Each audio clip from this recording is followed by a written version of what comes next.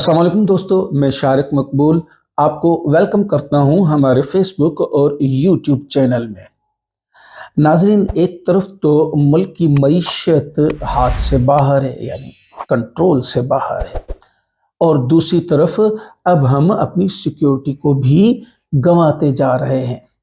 यानी जिस हिसाब से इस वक्त खुदकश हमले या ये दहशतगर्दी वाले जो हमले हैं ये स्टार्ट हुए हैं, ये तो हम भूल ही चुके थे पिछले 4 सालों में कि ऐसा भी कभी हुआ करता था हमारा पाकिस्तान। लेकिन हमें फिर से पीडीएम वालों ने याद दिला दिया कि यही तो वो ओरिजिनल पाकिस्तान है। जैसे वो बिलावल भुट्टो साहब ने नहीं कहा था कि वेलकम टू पुराना पाकिस्तान। जनाब, आपको वेलकम है, आपने हमें वेलकम किया है, और वेलकम करने के बाद आप तब से लेकर बाहर ही हैं।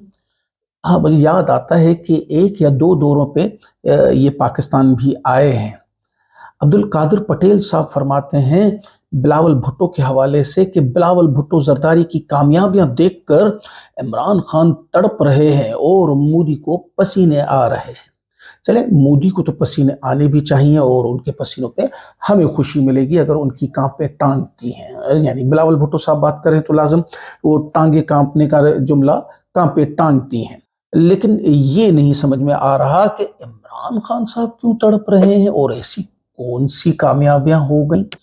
और जिस हिसाब से इमरान खान साहब ने कामयाबियां बटोरी हैं उस हिसाब से तो इसका ये 1% भी नहीं होगा। लेकिन अब इनको ऐसा लगता है, आजकल वैसे भी मैंने देखा है कि पाकिस्तान पीपल्स पार्टी वाले बड़े अजीब मज़ाक़ खेज बयानात दे रहे हैं। मलिहा हाशमी साहिबा फरमाती हैं कि बिलावल ने कहा कि अमेरिका पाकिस्तान को फंड देना चाहता है ताकि पाक अफगान बॉर्डर पर सिक्योरिटी बढ़ाई जाए। सोचने की बात है कि जिस अमेरिका ने अफगानिस्तान में 20 साल जंग छेड़ी रखी और पाकिस्तान का बराबर का नुकसान करवाया, उसे आज पाकिस्तान की फिक्र कैसे सताने लगी। कुछ तो गड़बड़ है जो अवाम से छुपाई जा रही है। इस वक्त तकरीबन तमाम हलकों में यही बात उठाई जा रही है कि अमेरिका मुफ्त में तो किसी को बुखार नहीं देता है अपना, वो पैसे देगा। इसके पीछे क्या ऐसे राज है, यानी आपसे क्या ऐसा काम लेना है उनको पाकिस्तान से जिसकी वजह से वो पैसे दे रहे हैं, और वो चीज़ बेसिकली आपकी तरफ से छुपाई जा रही है। अब ये छुपाने के क्या मकासद हो सकते हैं, अनकरीब पता भी चल जाएगा। जरताज गुल साहिबा फरमाती हैं मुल्क की इस सिक्योरिटी के हालात के हवाले से कि मुल्क में सिक्योरिटी के हालात बद से बदतर होते जा रहे हैं, लेकिन हुकूमत को ऑडियोज वीडियोज के अलावा कुछ नहीं सूझ रहा। इस हुकूमत का मैंने आपको लास्ट भी ये रिपोर्ट किया था कि इस हुकूमत को ऑडियो वीडियो के अलावा कुछ और बात समझ में ही नहीं आ रही है। और उसके बाद अगर हम देखते हैं कि घड़ी, लेकिन खैर चलें, ये भी शुक्र है कि जब से लेकर कोर्ट्स ने रिकॉर्ड मांगे हैं तोशाखाना के, तब से लेकर इस घड़ी की टिक टिक बंद हुई। लेकिन फिर ऑडियो वीडियोस का एक गंदा खेल शुरू हो गया, क्योंकि ऑडियो वीडियोस को मैं कभी भी एक अच्छी चीज़ नहीं मानता हूँ। This is basically a blackmailing system. तो उस हवाले से मैं कभी भी इसके हक में बात नहीं कर सकता हूँ। जनाब आदिल राजा साहब फरमाते हैं पाकिस्तान 22 करोड़ कैदियों का जेल बन चुका है, और जेलर्स कौन है ये सब जानते हैं। आदिल राजा के बारे में मैं आपको बता दूं कि रिटायर्ड आर्मी ऑफिसर हैं, मेजर रिटायर्ड हैं, और आजकल ये बहुत खुल के बात करते हैं क्योंकि पाकिस्तान में नहीं रहते हैं। पाकिस्तान में रहने वाला कभी खुल के बात कर नहीं सकता है, तो इसी हवाले से ये बाहर रहते हैं। खैर, जरताज गुल की बात को आगे बढ़ाते हुए मैं आपको बताऊं कि राना सनाउल्लाह साहब ने फरमाया कि इमरान खान की 13 मिनट की टेप पहले आई और अब 25 मिनट की एक और टेप आने वाली है।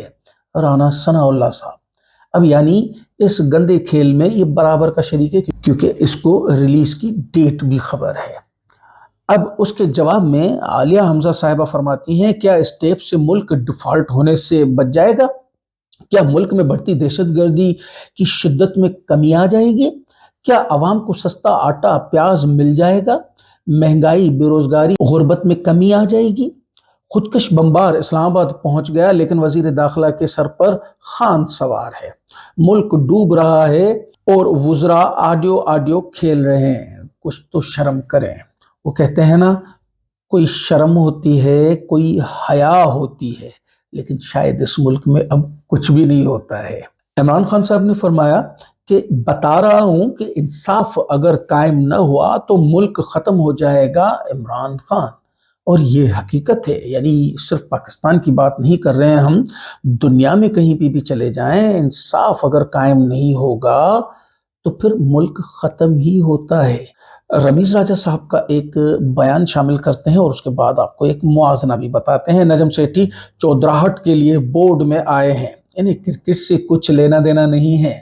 رمیز راجہ صاحب، اب نجم سیٹھی اور رمیز راجہ نے بطور چیئرمین پی سی بی کتنے پیسے خرچ کیے، یعنی یہ ہم بات کر رہے ہیں نجم سیٹھی کے پرانے دور کی۔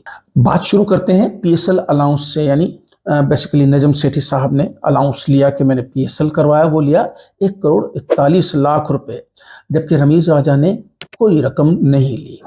غیر ملکی دوروں پر اخراجات 1,02,00,000 اور کچھ ہزار روپے نجم سیٹھی صاحب نے کیے، جبکہ رمیز راجہ نے ٹوٹل خرچہ کیا 6,42,000 اور کچھ 100 روپے۔